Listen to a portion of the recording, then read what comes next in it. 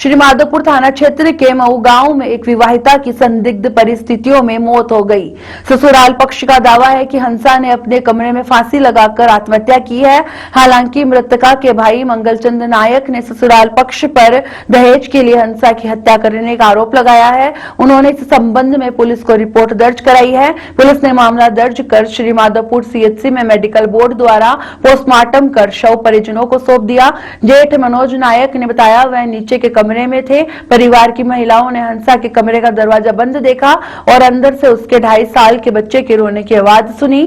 खिड़की से देखने पर हंसा फंदे से लटकी मिली। दरवाजा तोड़कर उसे नीचे उतारा गया और ग्रामीणों को सूचना दी गई। मौके पर बुलाए गए कंपाउंडर ने हंसा को मृत घोषित कर दिया। इसके बाद पीहर पक्ष और पुलिस को सूचना दी गई। पुलिस ने शव को कब्जे में लेकर श्रीमाधोपुर सीएचसी की मोर्चरी में रखवाया। मृतका का पति अमित महाराष्ट्र में टाइल लगाने का काम करता है। हंसा का एक 2.5 साल का बेटा है।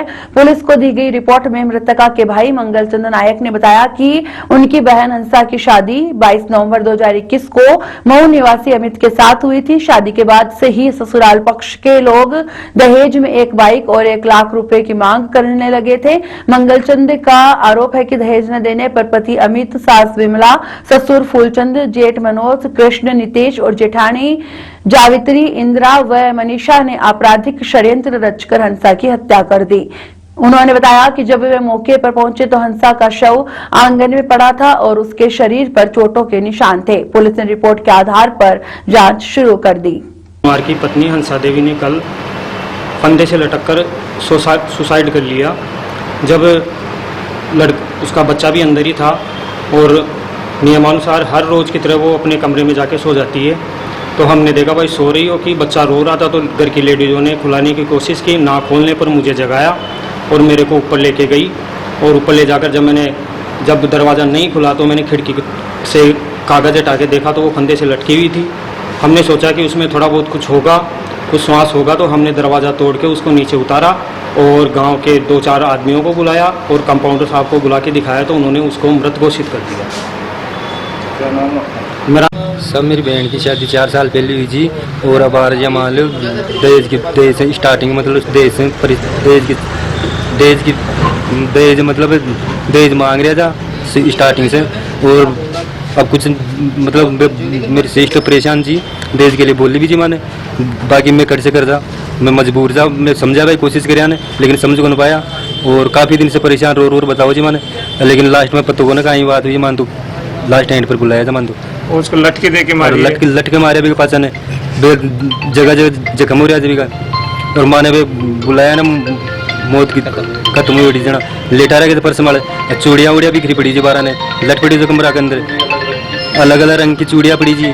और माने कुछ यहाँ एहसास होने कि भाई खुद मरीज पे बोल रहा खुद मरीज है, बाकी मान लें यहाँ से ऐसा कौन कि भाई खुद मरीज है, क्योंकि भाई आस पास का एरिया देखता हुआ माने ये लगे तो खुद मारे पूरे प्लानिंग के हिसाब से स्टार्टिंग से ही।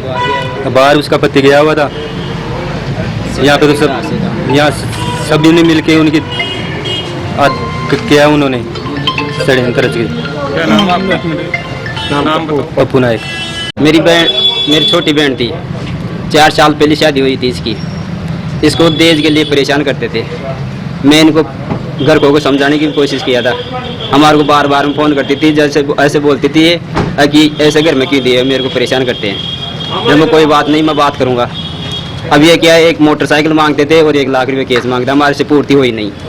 अब हमारे को क्या है कि ये परेशान करते थे उसको, हमारे को बार बार परेशान, हम इनको समझाने की कोशिश की। इसका पति बाहर रहते थे तो अब इनकी जैसे भी कोई राय करके या कुछ भी करके और इसको ख़त्म कर दिए। और फिर बाद में हमने आए जब इसको लेटा रखे थे और वहाँ पे चूड़ियों के निशान और वहाँ पे लट पड़ा था और इसको मारी गई है। और हमारे को जो भी है इसकी हमारे को वो चाहिए, न्याय चाहिए। क्या नाम आपका? मेरा नाम मंगलचंद है, मैं इसका बड़ा भाई हूँ।